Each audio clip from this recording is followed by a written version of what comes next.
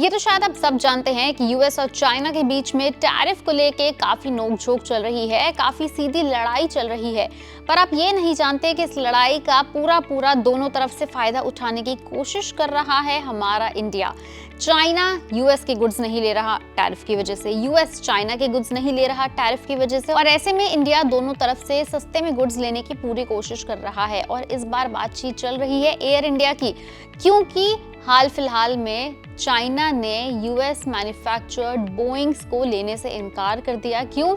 क्योंकि जो यूएस ने जो इंपोर्ट ड्यूटी लगाई है वो काफ़ी हाई लगाई है। ऑलमोस्ट 245% की चाइनीज गुड्स के ऊपर यूएस ने इंपोर्ट ड्यूटी लगाई है, जिसके जवाब में चाइना ने भी यूएस के गुड्स के ऊपर 125% की इंपोर्ट ड्यूटी लगाई थी, which is actually making the Boeing more expensive इतना कि वो रिटेल प्राइस से भी कई गुना उसका दाम ज़्यादा बढ़ गया है।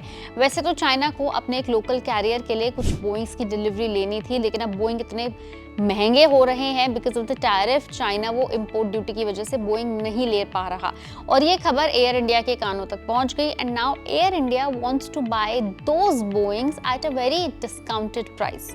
क्योंकि यूएस इंडिया के बीच में टैरिफ की लड़ाई हुई, बातचीत हुई, but both negotiated at some centre point, at some common point, और वो 100% के ऊपर वाले लेवल तक नहीं पहुंचा। It did not get that dense जितना यूएस एंड चाइना के बीच में हो गया। अगर आप कॉन्फिडेंशियल सोर्सेज की माने तो एयर इंडिया बोइंग से इन जेट्स को एक्वायर करने की बातचीत शुरू करने वाला है। बोइंग जो दुनिया के सबसे बड़े एयरक्राफ्ट मैन्युफैक्चरर्स में से एक है, इस वक्त चाइनीज मार्केट से ऑलमोस्ट कट ऑफ हो चुका है। ऐसे में इंडियन कैरियर्स के पास एक रेयर मौका है अपनी फ्लीट को मॉडर्नाइज करने का, और वो भी शॉर्ट नोटिस पर। साथ ही साथ बोइंग का इकलौता कंपेटिटर एयरबस जो एक फ्रेंच कंपनी है, उसके ऊपर भी एक काफी अच्छा मौका आया है।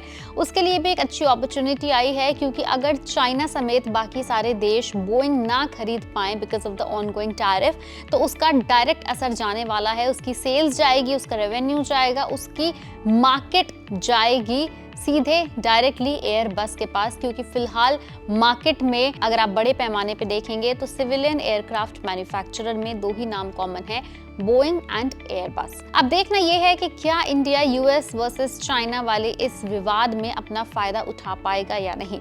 आपका इसके ऊपर क्या सोचना है, क्या कहना है, हमें नीचे कमेंट सेक्शन में लिख के जरूर बताएं। वीडियो पसंद आई तो लाइक करें, शेयर करें और चैनल को फॉलो और सब्सक्राइब करना ना भूलें।